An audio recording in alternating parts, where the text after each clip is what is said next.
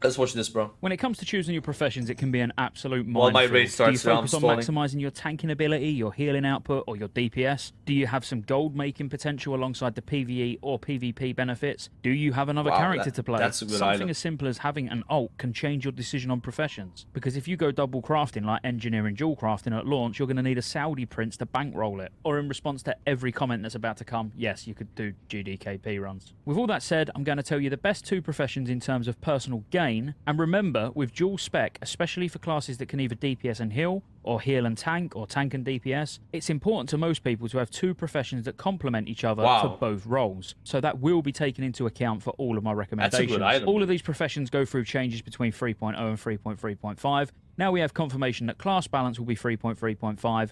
I'm assuming and hoping that professions will be the same. If not, very little will still change in this. For the warrior, first you need to think about that big stat that you hear thrown around on every video, armor penetration. Due to being able to dual wield two big-handed weapons as Fury, you don't have a hard time hitting the armor pen cap. Don't you play arms though in the first phase? I don't think you go Fury insta. Fury is like yeah, tier 8, right? I don't think you play Fury at the beginning. Oh, bro, this is like Justice Bringer. Wait, is this like a artist weapon or what? This looks really strong. Who drops this, guys? It's heroic, has to be ICC, yeah. In later stages of the expansion. POC, okay. But the option to use the big gems from dual crafting is too 34 armor pen, bro. Whoa. Convenient to pass up. Before you get stacking armor pen, you still get massive value from dual crafting by stacking strength gems. The other benefit of dual crafting will be if you decide to have a protection off spec, giving you a ton of stamina from gems and a protection off spec. Listen, bro, if you play a warrior, everyone knows you're DPS, alright? There's no such thing as a warrior tank.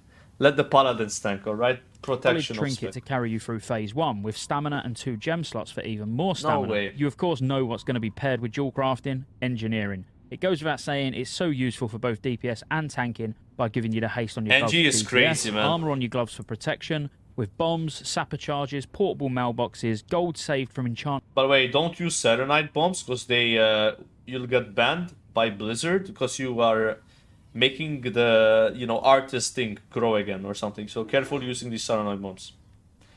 Global thermal sapper charge.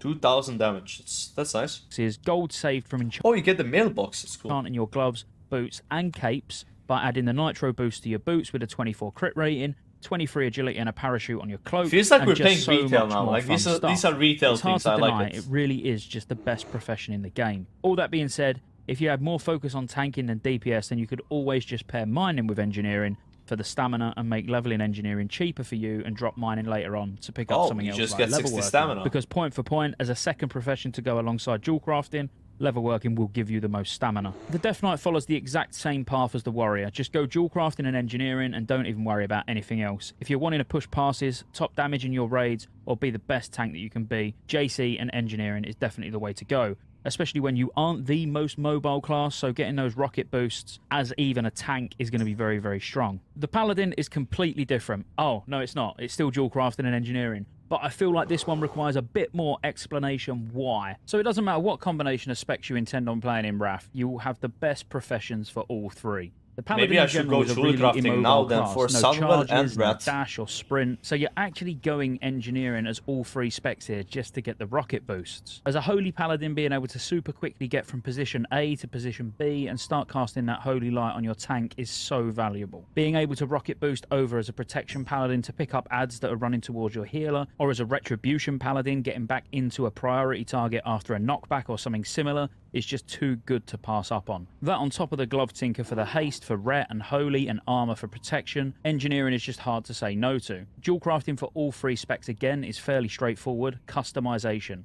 Big intellect gems for Holy, the Sapphire Owl trinket which is just so good, you'll still be using it multiple phases into Wrath, and the Tank It trinket which will serve you really well early on. As a Druid, I think it's safe to say most people will spec either Feral to both DPS and tank, or Resto Boomy to heal and DPS, or vice versa. I know this isn't going to be true to everyone, and we will see Feral Boomy or even Feral Resto, So I've put together a table with my recommendation depending on what your main spec to off spec is. This will be assuming you use both specs regularly. So JC and let's is say like you're that flex really guy, good the at one who that. respecs to either tank or heal or DPS on a boss by boss basis. So looking at the table, we've got our main spec at the top, and then we've got. I only have specs one down the jewel side. craft. So That's if you my was feral Paladin. I don't tank, play and it. that's all you're worried about. You'll see that I you'll got a be level crafting JC level working. then. This is because the level working fur lining actually gives you more stamina outside of jewel crafting than any other profession. Maybe If there's you a was class just that doesn't need diehard jewel feral crafting cat and though. you don't really care about your off spec, then jewel crafting engineering is absolutely the way to go. Same applies if you was balance. It would be jewel crafting engineering, because those big long starfire casts and being able to use your haste on your gloves as engineering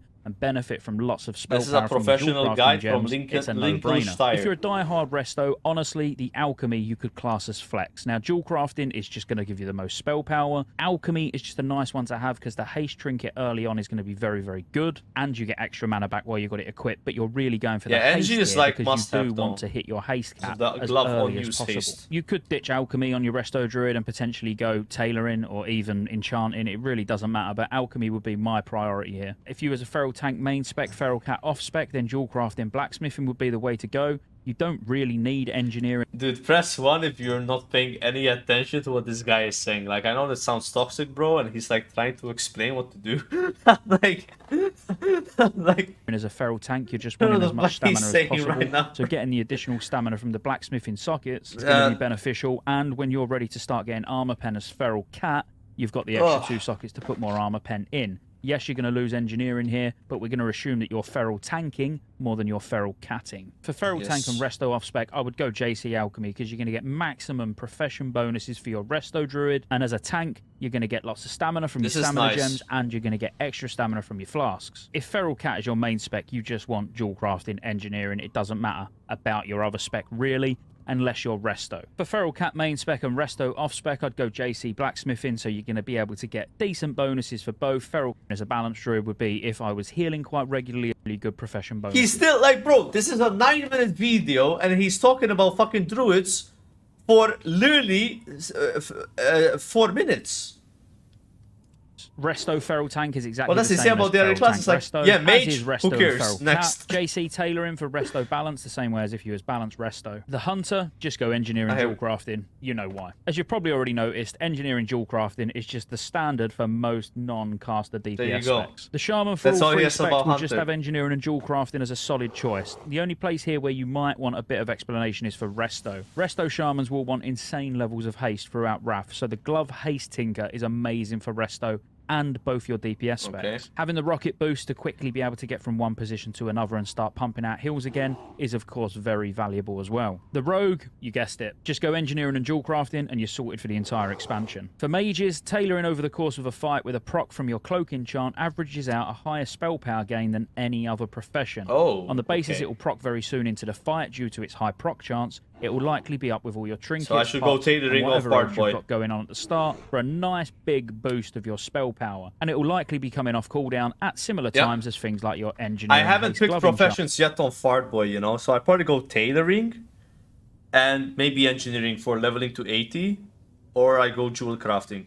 Like, and yes, that's right, you're pairing tailoring with engineering. Finally, something with engineering that's not dual crafting. When it comes to the priest, if you plan on playing Shadow and Holy, or Holy and Shadow, then go engineering dual crafting. It's going to be solid again, because if you're trying to pass Mage is like the only class that doesn't go dual crafting or what? The difficulty comes in if your off spec's going to be disc, or if your main spec's going to be disc. Because from engineering, you actually get very little benefit. Because the haste cap that you need is so low as a discipline priest that engineering will end up just being for rocket boosts, which, don't get me wrong, will be very nice. But if I was going to be discipline and shadow, playing both pretty equally in raids, I'd go tailoring dual crafting. This way, both specs can get really strong bonuses, but you will, of course, miss-engineer.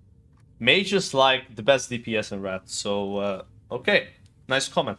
When you shadow. Finally, the Warlock. Similar to the Mage, see you on the lower damage really meter. Strong for Affliction or even Destruction if you decided to play Destro. It's strong for Demonology as well, but with Demo, your real goal is to get as much spell power as physically possible to get the big packed buffs out on your raid. Wait, what is this? Increases your spell damage by 10% and your pet criticals apply the Demonic Pact effect to your party or raid members. Demonic Pact increases spell power by 10% of your spell damage for 45 seconds. This effect has a 20-second cooldown. Does not work on enslaved demons. So this is basically like Survival Hunter 2.0. Every raid needs to have Demonology Warlock. Have fun. And the highest amount of spell power gained from your profession should really be your primary goal, which would then be dual crafting and tailoring for the big gems and the tailoring cloak prop. But if you plan on playing Affliction more than Demonology, or you're undecided which one you're going to be playing Affliction the does most, more damage, then yeah? engineering I think and it does, at tailoring least. is a safe bet to at Then least you go get into to the expansion metamorph. with. And that's it. demo. If you were struggling for what you should pick for your professions, I hope this helps. Please do make sure you like and subscribe. Trying to get that push to... Like, I'm already subscribed. What? Can you guys do the same? Like and subscribe to this guy's stream video.